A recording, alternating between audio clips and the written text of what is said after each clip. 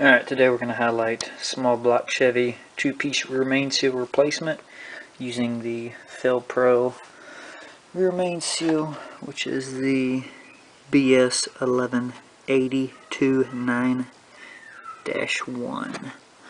The seal itself is significantly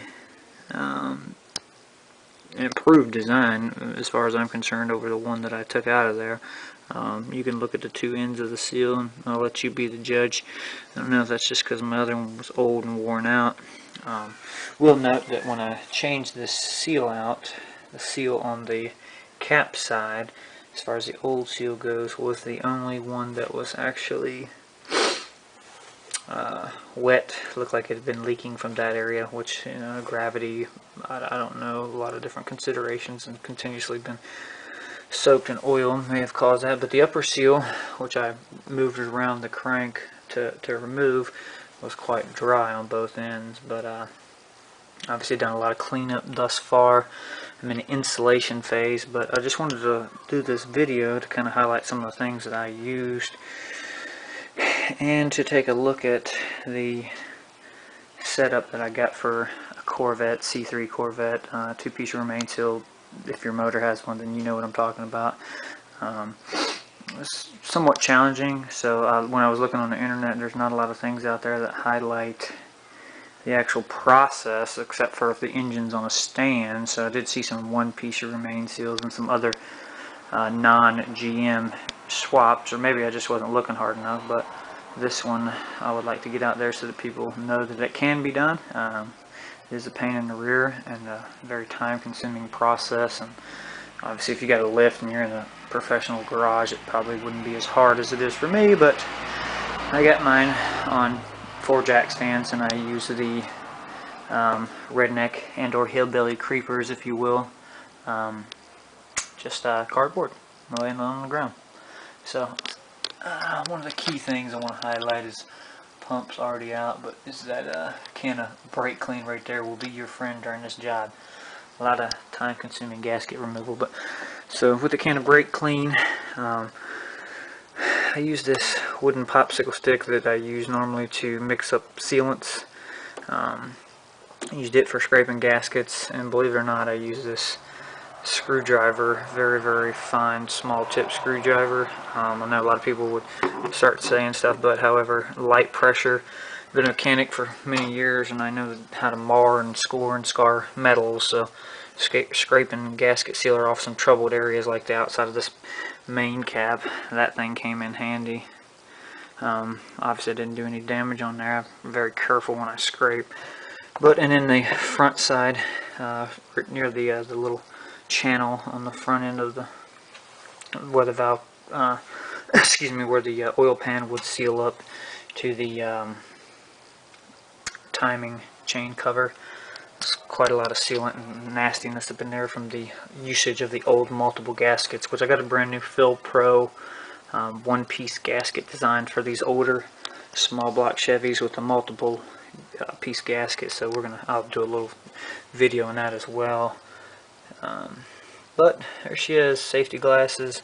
Obviously that's kind of a common sense thing. You want to make sure you have that if you're laying underneath the motor, and oil dripping and particles. And believe it or not, this car was ridiculously just filthy from all the grease that had been caked for years. I mean, I'm still cleaning it. It should be labeled a fire hazard on its own because of all the grease and everything that was underneath there. What flip side of that, I guess, preserve some of the components. So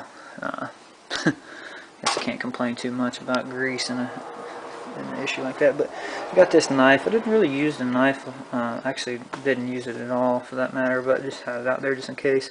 Two different types of sealant. I'm going to try this ultra black. I never used it, but looking at some forums and stuff, that said that that's the one to go with. So I use this ultra black sealant. It says it's oil resistant, maximum oil resistant, but this is the tool that comes with this to kind of feed this upper portion of the rear main seal in, and it's very flimsy. I should be able to do it with using my finger. I mean, if it went anything like the other one came out, but time will tell on that. Brand new pair of clean gloves. Obviously I use a lot of different gloves on this. if one thing that I learned from being a mechanic in the aviation area was bearing cleanliness is key, so I would only expect the same for my motor. But anyhow, so torque wrench, obviously you don't want to do anything without the torque wrench, but kind of outline some of the stuff here. So move on to some of the prep that I had to do to this car. Obviously I got some stuff going on the top end of this car, but take a look at what I had to do.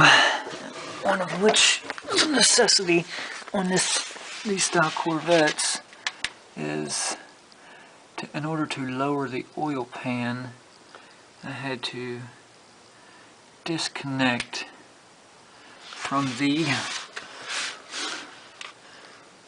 idler arm right there. That's the only spot that allowed the suspension rack, if you will, or linkage to sag enough to where I was able to pull the oil pan down out. Solve my clearance issues in that. Obviously I let this sit overnight after cleaning it up real good, but I've did a lot of scraping with a good quality razor blade style scraper. Scraped all the pan gasket material off real fine with a razor blade edge. And I'm gonna wipe it dry again because the Fel-Pro newer style replacement rubber gasket instructions say to install it dry. But first time I had this motor opened up, so it was actually nice to be able to open it up and look inside here and see what kind of pistons and everything that I got, connecting rods and crankshaft, all that good stuff. So it's a messy job. I do apologize for my mess, but hey, what can you say? Here's another thing that I used to scrape, just a kind of stiffer piece of plastic. Did some scraping with it. It worked pretty well. I was happy with it. A lot of scraping of gasket. That contour that helped fit down in the channels and stuff when I was doing a lot of scraping. But that's pretty much it. This is my setup. Look at the highlighted area. Spray some brake clean around there. I'm going to dry off that glazy haze, if you will. I don't particularly want anything to cause any friction. And dry that off on the bottom end. That's just from where I sprayed that brake free up there on that really smooth surface, and it came to a haze. But that's the area. So when the old one came out, I just pushed on it just like you would if you see someone with a metal punch, pushed it through on the end. So if you've never seen one of these, don't freak out about that. Just use a metal punch, and then whenever you get your clearly my gasket's out, just so everyone knows, but whenever you get your gaskets, take a good look at them in the package before you start this job, and kind of look at some of your manuals and see what you're going to have to do as far as sliding the old gasket out around the crankshaft, because it's recessed up in there and it has to slide all the way around to come out. Not that scary, trust me, it wasn't that bad at all. I was anticipating a nightmare, but mine came out. I can't say that everyone's will be the same, but I had a lot of good luck with it. So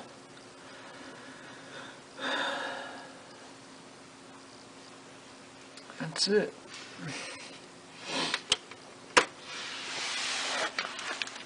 Lighting is key to when you're doing this job.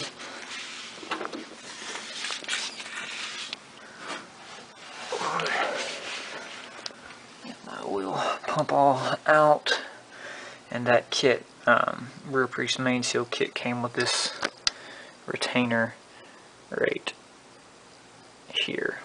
So just so you see, it came with a new retainer that goes on the shaft right here. Mine seemed to be pretty well intact, but however, I probably will swap that out since it's new. Why not? Pump dilemma, whether to prime or not to prime the pump when I put it back in. I'm going to kind of do some research and ask my my dad, who's an old school hot rodder and tearing apart a lot of these 350s, old school is what I like to call them, but I know a lot of people are going to have comments to say about that, but I'm in this LS thing, so you can see over there my LS motors. I got a couple of those lying around. Those are my toys. I got one over here on the stand on my T56, but yeah, enough about that. Alright, two-piece remain seal, Corvette, continued. Alright, so I just want to really highlight one thing that it tells you to do. I didn't explain, but I offset the seal on the rear main cap and the seal that extends up into the housing. You can see it kind of hanging out there. I do apologize for the light.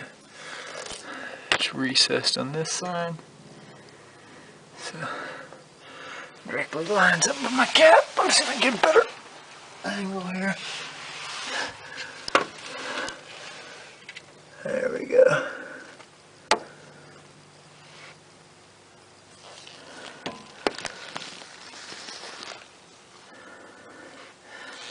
Yeah, I'm sure I'm going to have some critics on this video, but oh well. Find another one.